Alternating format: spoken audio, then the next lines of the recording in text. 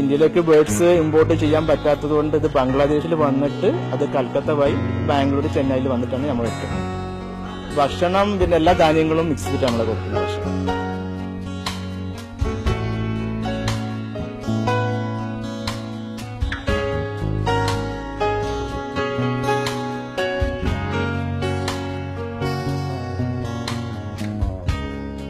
ഇപ്പൊ കേരളത്തിൽ ഇതിപ്പോ ഭയങ്കര ഒരു വികസിച്ചുകൊണ്ടിരിക്കുന്ന ഒരു ഫീൽഡാണത്.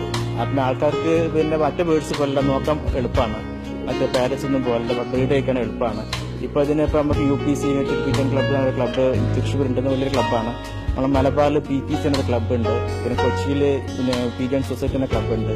ഇതൊക്കെ പ്രാവിന്റെ ഈ ഒരു ഇതിന് വേണ്ടിയിട്ട് മാത്രമുള്ള ക്ലബ്ബുകളാണ്. ഷോ നടത്താറുണ്ട്, നല്ല മെഡിസിൻസ് സപ്ലൈ ഉണ്ട്, വാക്സിൻ ചെയ്ത് കൊടുക്കുന്നുണ്ട്. അസുഖം വരുന്നതെന്ന് പ്രത്യേകം ശ്രദ്ധിക്കാൻ. ഓരോ സീസണിൽ ഓരോ അസുഖങ്ങൾ വന്നുകൊണ്ടേയിരിക്കും. പറക്കാനുള്ള ശേഷി വളരെ കുറച്ച് കണ്ണ് കാണാത്ത പക്ഷേ ഫാൻഡീൽസ് പറക്കാൻ കഴിയില്ല, ജാക്കോബീസ് പറക്കാൻ കഴിയില്ല. പറക്കും ഇവിടുന്ന് കുറച്ച് ദൂരമൊക്കെ പറക്കാനേ കഴിയും.